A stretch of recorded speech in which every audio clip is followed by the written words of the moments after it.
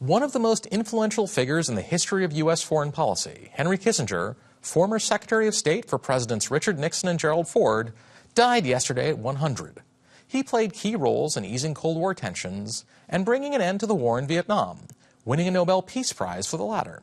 But his actions during those conflicts loom large, with Kissinger perhaps best known today for illegal bombings in Cambodia and Laos during the Vietnam War, for which many in the region and here at home consider him a war criminal. To parse through his towering and controversial tenure in American history, I'm joined by former managing director for Kissinger Associates, David Rothkopf, also the founder and CEO of the Rothkopf Group and a columnist for the Daily Beast. David, thank you for joining us today. My pleasure. So, David, how do you make sense of a career like Henry Kissinger's? Well, I don't know that I can make sense of it. It's a very, very long career. And therefore, it is full of extraordinary and often contradictory components. As you note, as Secretary of State and National Security Advisor, he had some considerable achievements to his name: Middle East, shuttle diplomacy, managing détente with the Soviet Union, and most especially participating in the opening up of the U.S. relationship with China. That's by far the most important international relationship the U.S. has in the world today. Having said that, the conduct of the war in Vietnam, the bombing of Cambodia, there hundreds of thousands of innocent lives were lost, the participation in coups around the world, that is a black mark on his record. It's a black mark on the United States' record. None of those things were things he undertook alone, but he had a lot of responsibility for them. And here, as we consider his life in reflection, those things don't fade into the background. And indeed, for many people, they're at the forefront of his legacy. It's hard to reconcile that, but that's where we are. That's who he was. So, David, I'm kind of struck that on that list, what I would assess the greatest catastrophe his tenure as Secretary of State, his active support for Pakistan's genocide in Bangladesh, and in violation of American laws, didn't even get mentioned, which tells you something both about the scope of his career, but also the level of damage that some parts of it did. Yeah, and I probably should have mentioned that. I should have mentioned East Timor as well, as places where what he did had great, grievous negative consequences. But again, he was a figure in U.S. foreign policy for half a century. He served 8 years, first as National Security Advisor and then as Secretary of State.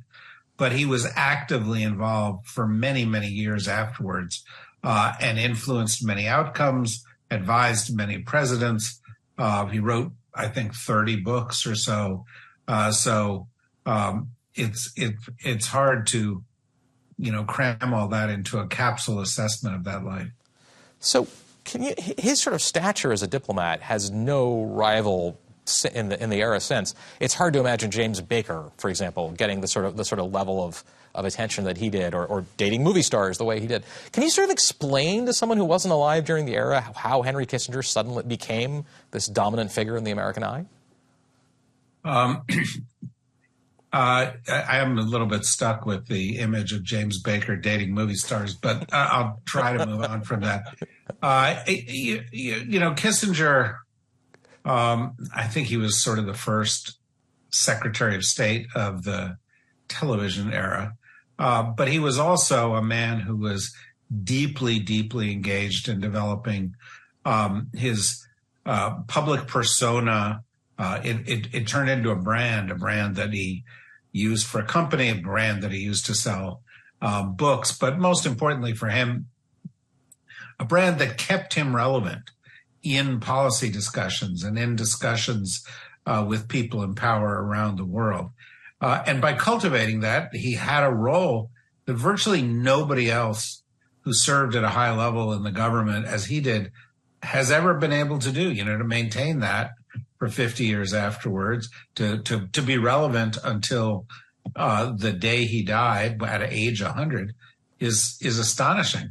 Part of the way he did that, by the way, was he really immersed himself in updating himself in the issues of the world. Just a couple of years ago, he wrote a book on the age of AI with Eric Schmidt of Google, which shows something of the plasticity of his mind, the breadth of his interests. Having said all that, I would say, you brought up James Baker. James Baker might arguably have been a better Secretary of State.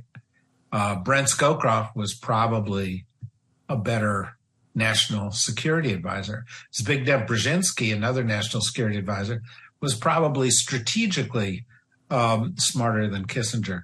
But none of these people had was Kissinger's mastery of the spotlight, his mastery of creating his own legend, if you will. And that's why he looms so much larger. So I guess we could almost take away from this that if you can get enough attention, sort of even disasters or crimes of a remarkable extent may be lost in the spotlight. Well, I don't know that they're lost in the spotlight, but for many people, sadly, I guess, they recede a bit. People are caught up in the celebrity, or called walking around with Henry in New York and in other places, and people would come up to him like he was a rock star, and he enjoyed that, and he enjoyed being seen on the social scene, and a lot of those people wanted to be seen with him. A lot of the business that he did was from CEOs who wanted to be able to say, well, I spoke to Henry Kissinger about that. And, that's, again, it's a phenomenon that others have tried to replicate, but none have been as successful as he was. David, thank you for joining us today. My pleasure.